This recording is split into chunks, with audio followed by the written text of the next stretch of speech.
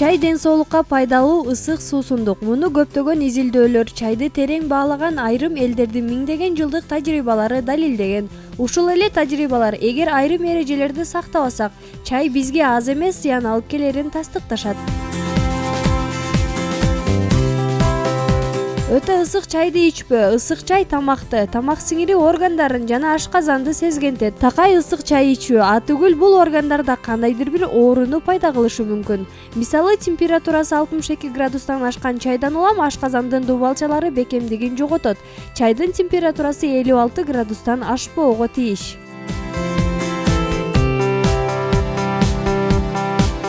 Өтө коюу чай ичпөө. Коюу чайдын курамындагы кофеин менен таниндин көп өлчөмү баш оорунун жана уйкусуздуктун себепчиси болот. А тескерисинче кээ бир адамдар баш оорусун коюу, таттуу чай менен басышат. Мунун сыры мында: бир кружка коюу чайда 0,5 грамм кофеин бар. Бул баш оорунун дарысынын бир таблеткасындагы кофеинге барабар. Кечекиден калган чайды ичпөө. Бир сутка туруп калган чай бир гана витаминдерин жоготпой, бактериялар үчүн эң сонун азыктануучу жай болуп калат.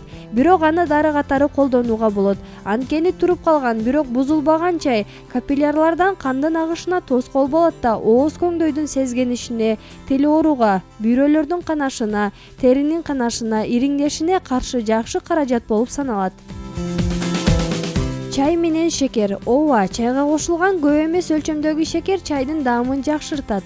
Ал эми көп кошулган шекер тескерисинче чайдын өзүнө гана таандык жыпар-жытын жоготуп, даамын начарлатат. Мындан тышкары ал чайдагы В1 витаминин жоготот. Андыктан чайга шекерди аз гана өлчөмдө кошуп, же болбосо шекердин ордуна бал кошуп ичип үйрөнсөңүз жакшы болот.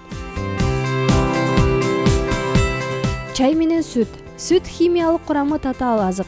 Көрсө, сүт чай адамдын организмине жеңил сиңүүчү эң жогорку деңгээлдеги суусундук. Белгилүү болгондой, сүттө адамзатка зарыл болгон 100дөн ашык пайдалуу заттар, витаминдин 20га жакын түрлөрү бар.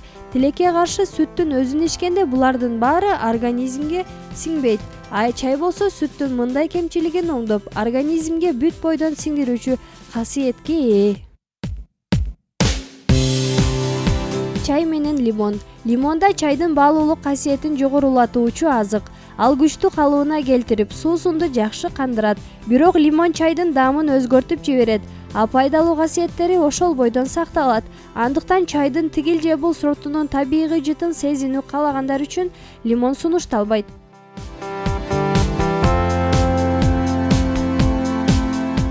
Чай менен бал. Чай менен балдын аралашмасы бир эле убакта таттуу да, өзгөчө пайдалуу да суусундук.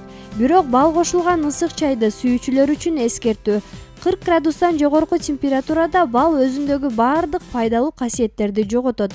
Андыктан тандаңыз: же жылуу чай, же пайдасы жок бал. Эске алынуучу дагы бир нерсе: бал чайга караганда кайнаган суу менен жакшы сиңет.